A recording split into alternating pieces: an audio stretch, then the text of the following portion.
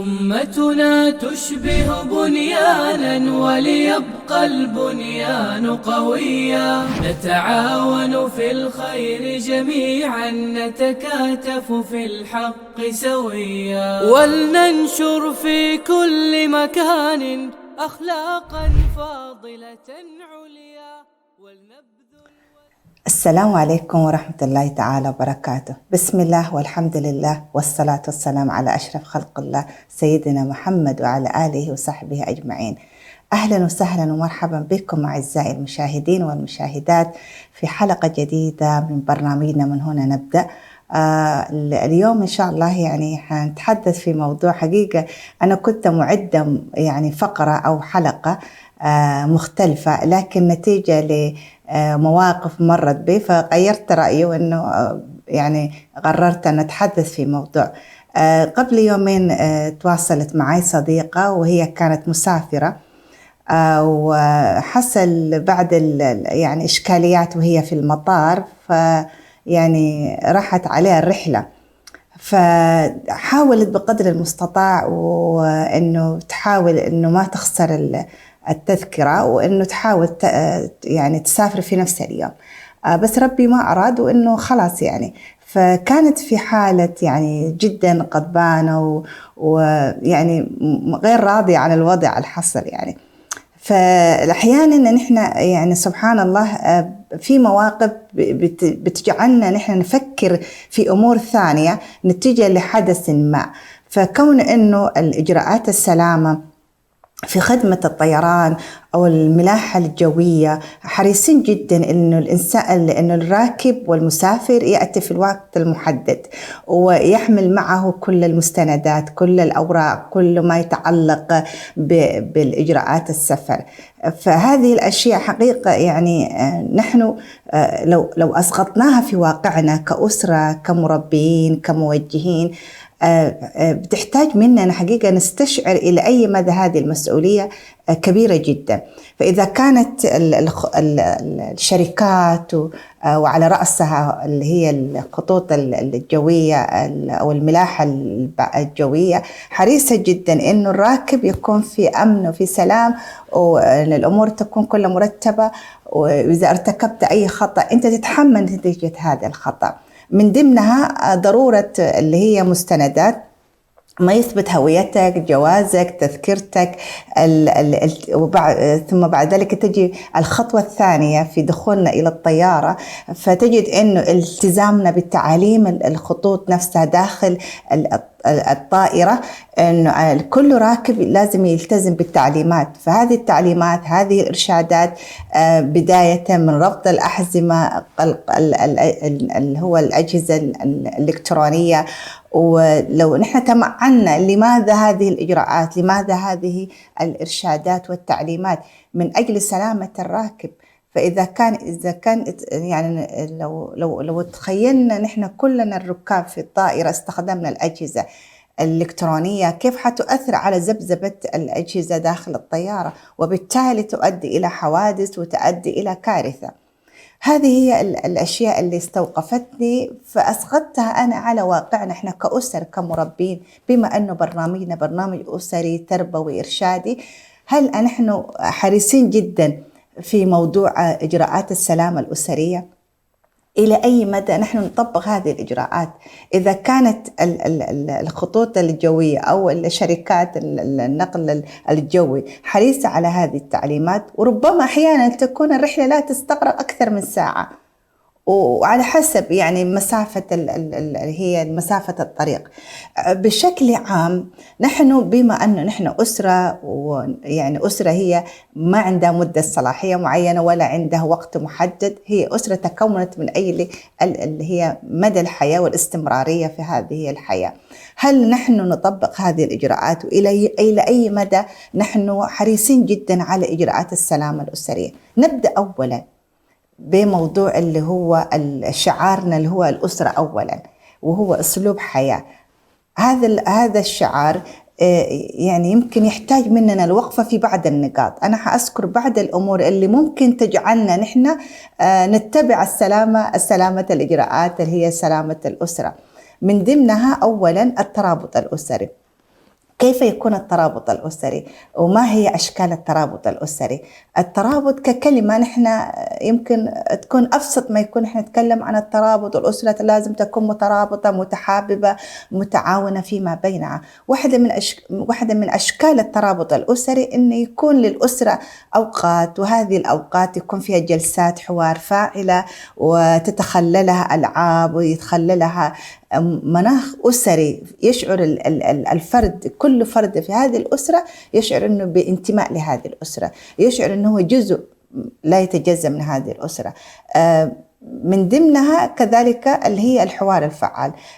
نلاحظ أحيانا نحن في جلساتنا في البيت في نقاشاتنا قد نحن يعني نحن نتخيل نحن نطبق الحوار الفعال، لكن أحيانا نكون ما يكون هو الطريق الصحيح، ما يكون هو الوسيلة أو المهارة الفاعلة. ولذلك كثير من الأسر يعني سبحان الله الآن تجد إنه في مشاكل، في تناحر، في يعني سبحان الله قطع صلة الأرحام نتيجة لعدم وجود مثل هذه اللي هي الوسائل اللي هي الحوار الترابط. من ضمنها اللي هي مهارات الحوار الفعال في الأسرة. يعني نلاحظ مثلا أحيانا أنا في أثناء الحوار أخصص وقت، نحن كأولياء أمور نحدد وقت، ويفضل إن تكون في البداية تكون نصف ساعة حتى لا يمل الأبناء. نصف ساعة نجلس نحدد موضوع معين. طبيعة الجلسة ما تكون عبارة عن توجيهات ولا عبارة عن محاضرة، بقدر ما هي جلسة للتفاكر في أمور البيت، جلسة لمناقشة بعض مشاكل الأسرة أو بعض الأشياء اللي نحن نحتاج نغيرها. من ضمنها أنا أبدأ مثلا إذا نبدأ أي طرف من الأطراف الأسرة، خاص بداية بالوالدين، يبدأ الحديث أولا بالثناء والإطراء والشكر والامتنان، ويبدأ الحديث بالكلمات الإيجابية. من ضمنها مثلا إحنا لو أنا عايز أناقش موضوع معين وألاحظ في أبنائي، أبدأ مثلا لاحظت يعني في الأواني الأخيرة، أو أنا ألاحظ إنه عدم تعاون بعض أفراد الأسرة في الواجبات المنزلية، كيف يمكن حل هذه المشكلة؟ فيكون المدخل بمعنى إنه ما يكون مدخل عتاب، مدخل لوم، مدخل نقد. فإذا بدأت الجلسة بطريقة إيجابية رح يكون هذا الحوار وهذه الجلسة سوف تثمر نتائج إيجابية، وتكون هذه واحدة من الإجراءات لسلامة الأسرة. نحن نتحدث في موضوع كيف نحقق السلامة الأسرية، كيف نجعل شعارنا الأسرة أولا. وسبحان الله أنا ألاحظ يعني يمكن بعض الأخوة والأخوات يحاوروا الآخرين ويكون عندهم جلسات مع الآخرين يكون فيها أسلوب راقي جدا، طريقة لطيفة، تجد أنه الإنسان خارج أو مع الآخرين يتحدث بطريقة يعني تكون هي محببة إلى النفس. لكن للأسف أنا ما أعمم الكل، لكن في بعض الأسر أو بعض الأخوة والأخوات في معاملتهم مع أسرتهم، مع أبنائهم، مع بناتهم، أو يعني كأسرة بشكل عام ما يطبقوا هذه الأشياء. يعني فمن الأولى أن احنا يعني الأولى أن الأسرة خيركم لأهله. النقطة الثانية اللي هي الاحترام المتبادل. يكون هذه الطريقة اللي هي احترام كل فرد، يعني أي كان مكانته، أي كان عمره. هذا النوع من السلوك بيشعر الفرد في الأسرة أنه شخص مهم، يجعله يشعر بالثقة ويشعر بأنه هو شيء يذكر في هذه الأسرة. عدم الاحترام والاحتقار والأسلوب اللي هي الإهانات بتجعل الشخص إنه ينفر من الأسرة، وبالتالي تصبح الأسرة هي مكان غير آمن، ونحن ما استخدمنا الإجراء لسلامة هذه الأسرة. وبالتالي تجد إنه حتى نشعر بالانتماء، حتى نشعر بالأمان داخل الأسرة، لابد أن يكون هنالك احترام في شتى أشكاله. احترام أثناء الحديث، احترام اهتمامات كل فرد، احترام آراء بعضنا البعض، احترام احتياجاتنا. فهذه الأشياء اللي تجعل الأسرة تسير في سلامة. لأنه نحن لو نتخيل دائما نحن كأننا في هذه الطائرة، ونريد أن نحافظ على سلامة كل الركاب اللي هم أعضاء الأسرة جميعا. كيف نحافظ عليهم؟ نتبع هذه الإجراءات.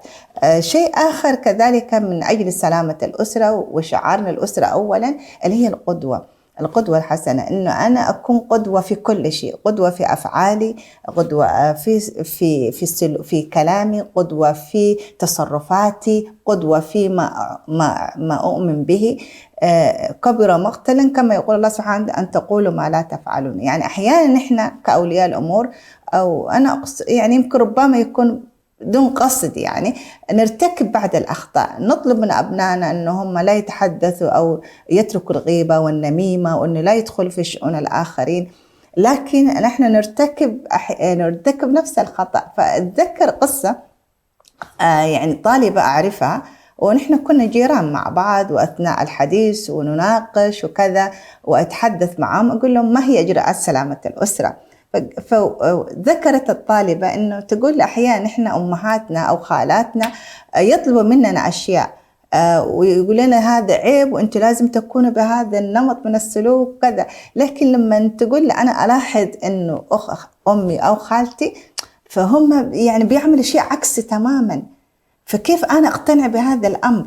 يعني مثلا تقول لها إنه ما تكذبي أو أظهري يعني بمظهر لايق أمام الناس وكذا، فتقول لي هي أحيانا هذه الأشياء ما تطبقها مع أقاربها، يعني فتكون هي لطيفة مع الآخرين. وبالتالي هذا النوع من السلوك نحن نحتاج إنه كيف نجعل هذه هي المحاور اللي ذكرتها، هذه المهارات، هذه الأشياء اللي تجعل الأسرة تسير في سلام وتسير في أمن واستقرار.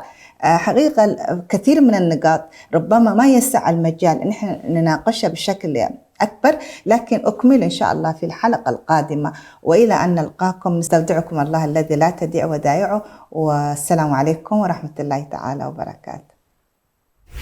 أمتنا تشبه بنيانا وليبقى البنيان قويا، نتعاون في الخير جميعا، نتكاتف في الحق سويا، ولننشر في كل مكان أخلاقا فاضلة عليا.